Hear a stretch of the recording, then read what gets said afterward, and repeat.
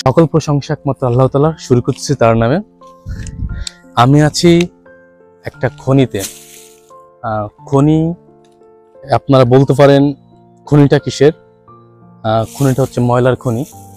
এটা কামরাঙ্গীর চরে অবস্থিত। এই যে বুড়িগঙ্গা নদীটা, বুড়িগঙ্গা নদী অধিকাংশটাই কিন্তু প্লাস্টিকে ভরপুর। এখন যদি আপনাদেরকে একটা প্লাস্টিক আমি তুলে দেখাই, এখান থেকে একটা প্লাস্টিক, এই প্লাস্টিকটা যদি মাটির সাথে মিশতে হয় মিনিমাম 400 বছর লাগবে মাটির সাথে মিশতে, মানে মাটির সাথে প্লাস্টিকটা মিশে যেতে। এই আমি কিন্তু বাইরে কোথাও দাঁড়িয়ে নেই, আমি নদীর ভিতরে দাঁড়িয়ে আছি। নদীর ভিতরে দাঁড়িয়ে আছি কোনো কিছু ছাড়াই, অলরেডি প্লাস্টিকের উপরে। এই প্লাস্টিকই কিন্তু সকল সমস্যার মূলে দাঁড়িয়ে আছে। এখন আমি অবস্থান করছি পৃথিবীর একমাত্র দেশ যেখানে প্লাস্টিক সম্পূর্ণরূপে নিষিদ্ধ। 2003 সালে বাংলাদেশ, 2002 সালে বাংলাদেশে প্লাস্টিক নিষিদ্ধ হয়। নিষিদ্ধ হওয়ার পর 2005 সালে বাংলাদেশে প্রতি মানুষ বছরে প্লাস্টিক ব্যবহার করতে প্রায় 3 কেজি, যা এখন এর সংখ্যা দাঁড়িয়েছে 2020 সালে একটা রিপোর্ট অনুযায়ী বাংলাদেশে প্রতি বছর 2020 সালে প্লাস্টিক ব্যবহার করে প্রতিজন মানুষ 9 কেজির আশেপাশে। 2020 সালের রিপোর্ট অনুযায়ী পৃথিবী থেকে প্রায় 1.18 billion ton carbon die oxide নিঃসৃত হয়েছিল প্লাস্টিক থেকে, যা 380টি কয়লা বিদ্যুতের প্যাকেজিকরণের সমান।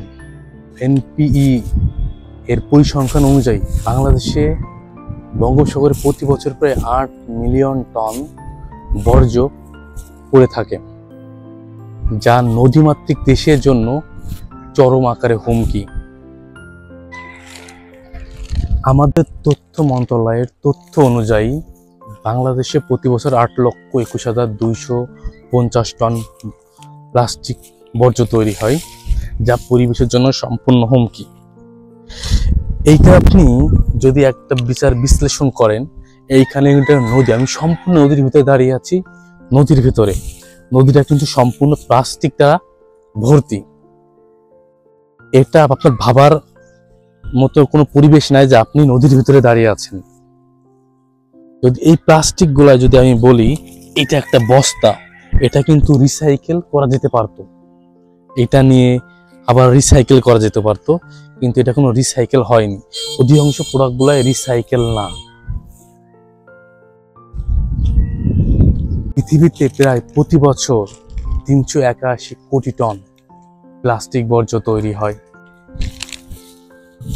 পদ্মা এবং মেঘনা, যমুনা, এই 3 নদীর মাধ্যমে বঙ্গোপসাগরে প্রতিদিন প্রায় 73,000 টন ময়লা প্রবেশ করে।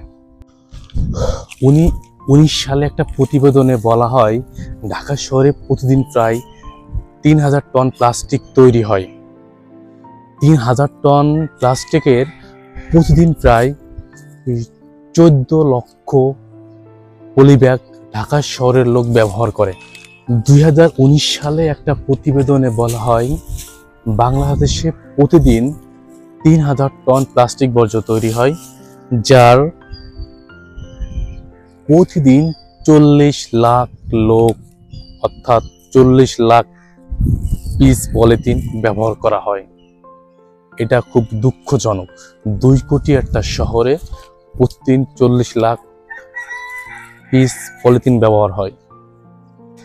আর একটা প্রতিবেদনে বলা হয়েছে বঙ্গোপসাগরে বছরে প্রায় 26 লক্ষ টন প্লাস্টিক বর্জ্য মিশে যায়, যা পরিবেশের জন্য চরম হুমকি এবং মারাত্মক।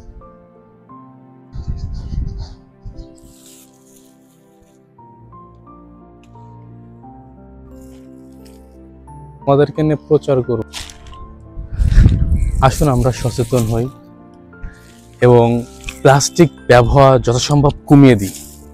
আমরা যদি প্লাস্টিক ব্যবহারটা কমিয়ে দিই তাহলে এই প্লাস্টিক আর বর্জ্য তৈরি হবে না এবং দেশ রক্ষা পাবে দিন শেষে কিন্তু অনেকটা উপকারে আমাদেরই আসবে, আমাদের পরবর্তী প্রজন্মে আসবে।